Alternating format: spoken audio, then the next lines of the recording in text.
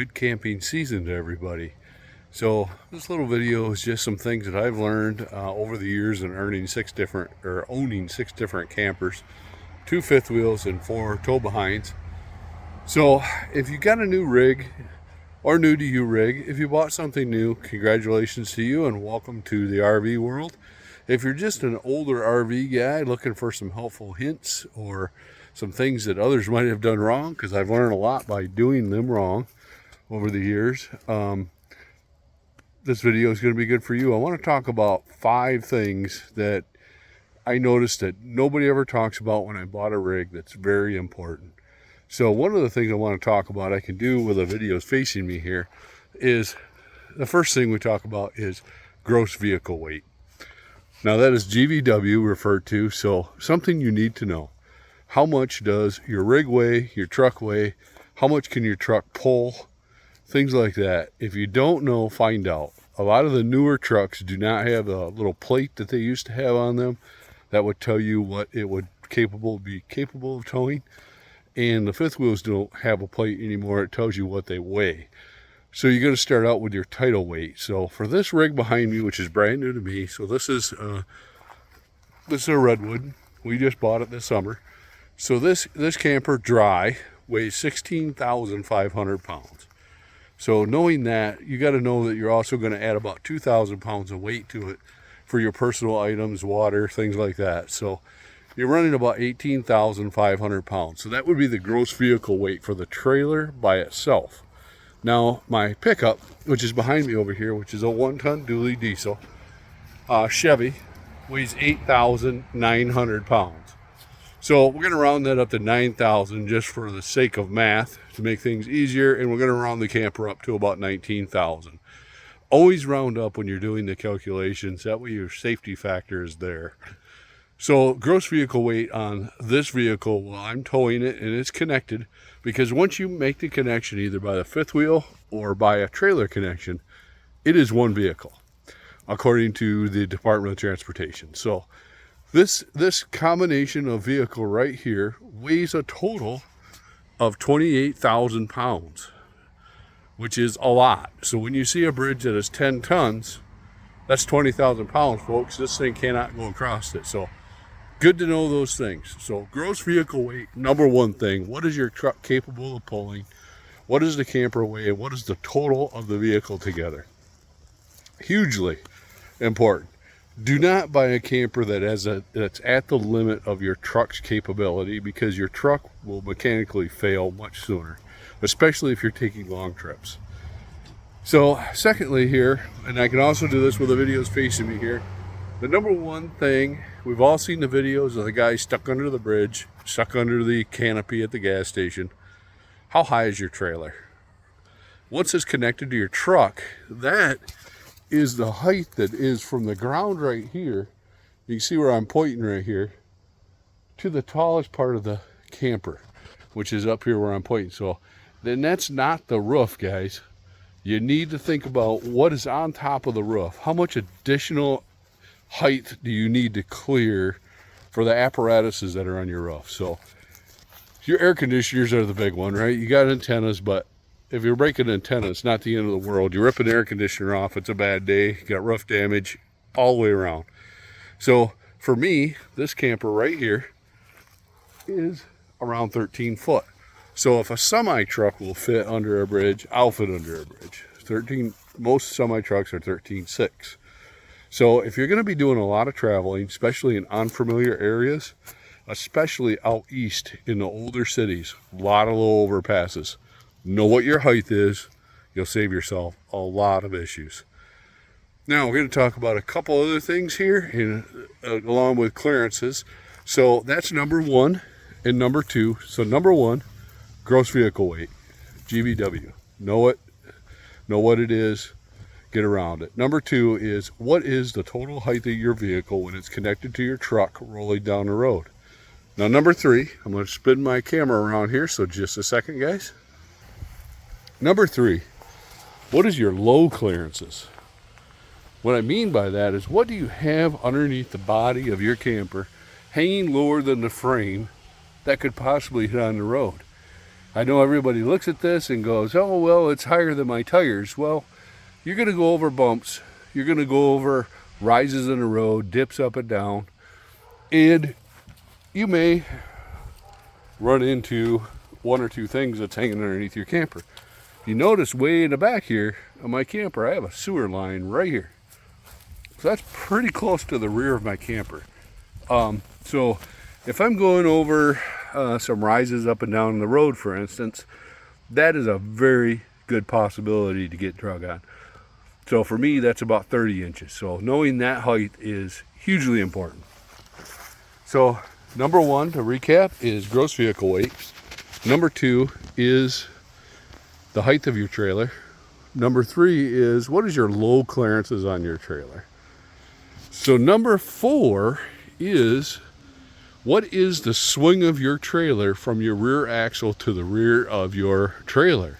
If you notice where my tires are at, there is about 16 to 18 foot hanging out past my axle. Now where your tires track versus where the rear of your trailer swings, as you can see my hand out here, it's going to swing out farther than the axle, right? So knowing that will keep you from hitting trees, other vehicles, things like that. So a good way to know that is to go on dirt somewhere, where your country road, whatever, and see where your tire path is as you're turning, and walk behind just to see where the rear of your trailer swings, to kind of give you an idea of where that is. So that is a huge one. So that is a few things. So we got gross vehicle weight, we got the clearance to the top of your trailer, we got low level clearances. So that's three right there. So that kind of gets you traveling down the road a little bit. So number four is, what does your trailer look like closed up? What do your slides look like when everything's functioning properly? So on your walk around, right, are you going to see, you want to see where your slides are tight, where they're not. If it's like it is all the time, that's fine, but you need to know what that looks like. Hugely important. This will stop damage when you're going down the road. What do your fenders look like? Do they line up? Are they catching like this one right here? So my trailer is fairly new right now, so still under warranty, but see how that kind of has that thing? Does it look like that all the time? Or is that something that's new to this trailer? Or something that's new because I got damaged while I was going down the road? Huge. So look at those things. Third or fifth, and lastly, what does your trailer look like hooked up? What I mean by that is, if you have a tow behind, you can see my Reese hitch there. What does that mechanism look like when it's fully connected properly? What are the lockdown mechanisms? What does it look like when it's safely attached to your vehicle and not going to fall off? That's a big one. So for me, I have a fifth wheel. I have a Reese B&W hitch, which some of you may have. So what does that look like on my truck when it's properly hooked up? What does the gaps look like? What do the jaws look like in the back? You can kind of see, I look in here to see if my jaws are shut around the pin. So that's what that looks like when it's properly hooked up. Walk over here, got your safety cable hooked up, got your handle pulled forward, hitch is slid forward, which adjusts your weight on your axles in your car. So that's very important. So what does that look like when it's hooked up? So that's the five most important things in my opinion. But there are a few things that you can just kind of get in the habit of doing, right? Number one is, once you're fully ready, connected to your trailer, and you're ready to go down the road, is take a minute and check your lights. That's a big one. Can't tell you how many times people aren't plugged in all the way and their lights aren't on when they're going down the road. So most of us that have auto lights, we need to take them and put them on, and you need to turn your four-way flashers on. Big hint, if your four-way flashers work, so do your blinkers. So that's the same bulb for both of those. So turn those on and walk around your trailer again.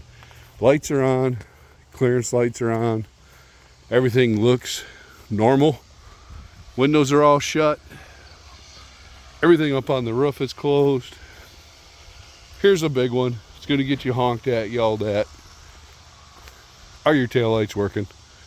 hugely. Are they blinking? Yep. Okay, big thing. That's a big one.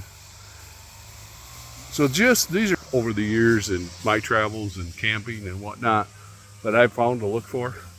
So I just want to say, and kind of closing this out, is if you're pulling a camper, be courteous. Remember, it's a big, slow rig. You pull out in front of traffic, it's not going to move very fast. You're not going to get up to speed very fast. You're going to have to park where the semis are at. So keep this courteous so everybody stays friendly and nice on the road.